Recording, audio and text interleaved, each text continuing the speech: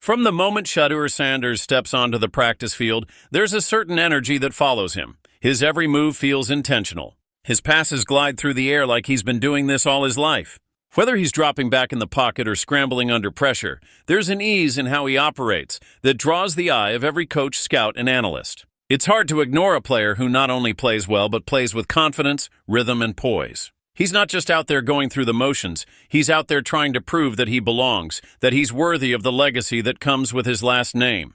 At the Browns training camp, Shedeur is putting everything on the line. He's not just playing football. He's pouring every part of himself into this process. From early morning meetings to grueling afternoon practices, he's immersed in the challenge, the grind, and the competition. His short throws are crisp.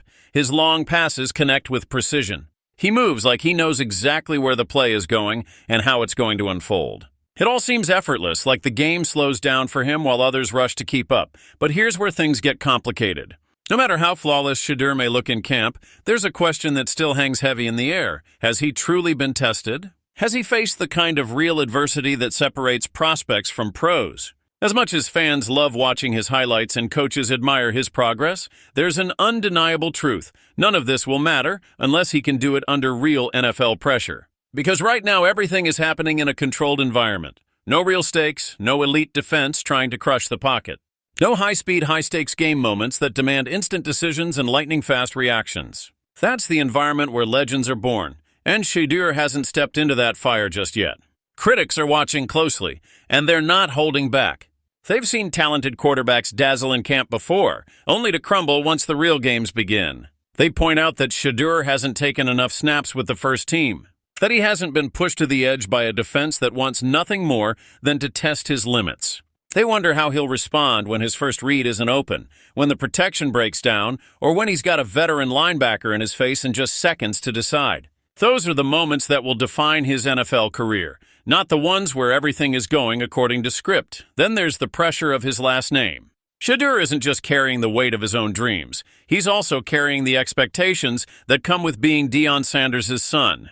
He grew up around greatness. He was coached by one of the most iconic figures in football history. But that doesn't guarantee anything in the NFL. If anything, it raises the bar. People expect more from him because of who his father is. They expect him to lead with charisma, to perform with brilliance, and to rise above when others fall short.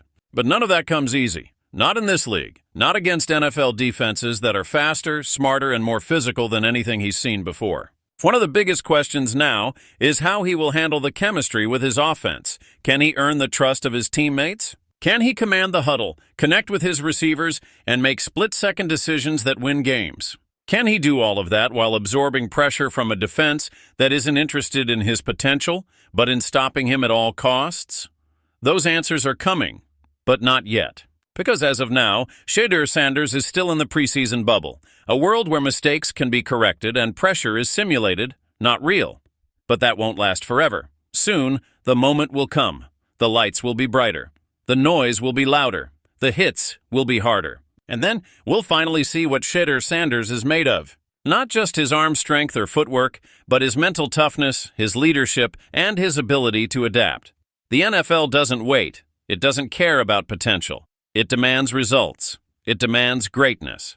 And for Shedeur, the countdown to that test is ticking. Until then, all eyes remain locked in on Browns camp, waiting for that one moment where promise meets pressure and the real journey begins. In the midst of what should be an exciting and hopeful training camp for the Cleveland Browns, a cloud of controversy and disappointment looms over the franchise. With expectations high and the fan base looking forward to the impact of fresh rookie talent, one major storyline threatens to derail that optimism. Rookie running back Judkins, a top pick and expected key piece of the Browns' offensive future, may not even show up at camp anytime soon. And the reasons behind this go far beyond contracts or negotiations. This is a story about off-field decisions, character questions, and an organization trying to walk a fine line between talent and accountability. So what exactly is happening with Judkins, and how is it impacting the entire Browns organization? Let's dive deep into the drama that's unfolding before the season even kicks off. Cleveland Browns general manager Andrew Berry made a sobering announcement that rookie running back Judkins, who remains unsigned, might not be at training camp anytime soon. This isn't due to a holdout over money or contract terms. It's tied to a serious legal issue. Judkins was arrested on July 12th in Fort Lauderdale, Florida, on charges of battery and domestic violence. The team has been tight-lipped on making any swift decisions, with Barry stating that it's still too early to determine whether Judkins will be signed or show up to camp. According to Barry, the Browns are currently in an information-gathering stage, and the process may take time. He acknowledged that updates may not come quickly, but stressed the importance of understanding the full picture before moving forward. Judkins was the 36th overall pick in the NFL draft, following an impressive college season at Ohio State, where he rushed for 1,060 yards and scored 14 touchdowns. Despite being one of the top running backs entering the league, he is still without a contract, one of only 2 draft picks league-wide yet to sign. The other is Shedeur Sanders, the Cincinnati defensive end taken 17th overall. While the second round of the draft was considered unique this year, Barry clarified that Judkins' situation seems more connected to off-field issues than to contract negotiations. He noted that although the formal framework of Judkins' deal might not be finalized, the compensation slot for his draft position is fairly clear and standardized, eliminating money as the main holdup. But beyond Judkins' case, there's a larger concern now surrounding the Browns' vetting process for draft prospects. This incident marks the second consecutive offseason where a Browns second-round pick has been arrested for a domestic violence-related issue. Just last year, defensive tackle Mike Hall Jr., also a second-rounder, was arrested on a similar charge during training camp. Though he later pleaded no contest to a lesser charge of disorderly conduct, the NFL placed him on the commissioner's exempt list and suspended him for 5 games. Barry expressed frustration and deep concern over this pattern, emphasizing how much time, effort, and organizational resources go into background checks and character assessments before bringing players into the fold. These back-to-back incidents are not just a blow to the team's image, but also raise questions about the effectiveness of their pre-draft evaluations. What's more concerning for Barry is the growing list of off-field troubles involving rookies. Quarterback Shedeur Sanders, another highly anticipated newcomer for the Browns, was involved in 2 high-speed driving incidents in June.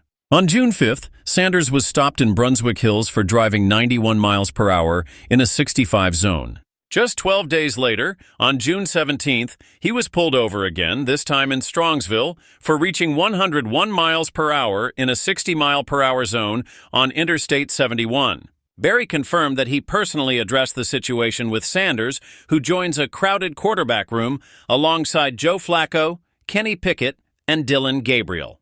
Barry made it clear that reckless behavior like that doesn't just put the player at risk, but endangers everyone on the road. It's not just about speeding or having fun behind the wheel. It's about understanding the responsibility these young athletes carry on and off the field. This string of events is causing significant unease inside the Browns organization. With talent clearly present among the rookie class, leadership now finds itself balancing potential with discipline.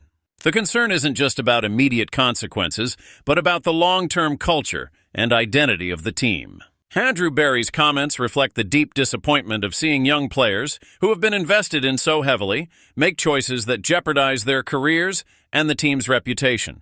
Training camp is supposed to be the time when rookies prove their worth and prepare for the grueling season ahead. But instead, for the second year in a row, the Browns are left dealing with legal issues, suspensions, and media scrutiny before a single regular season snap has even been played. As the Cleveland Browns look to turn the page and contend this season, the drama surrounding Quinshon Judkins, Mike Hall Jr., and Shedeur Sanders is a sobering reminder that talent alone isn't enough to build a winning culture. It takes accountability, discipline, and maturity, qualities that are being put to the test.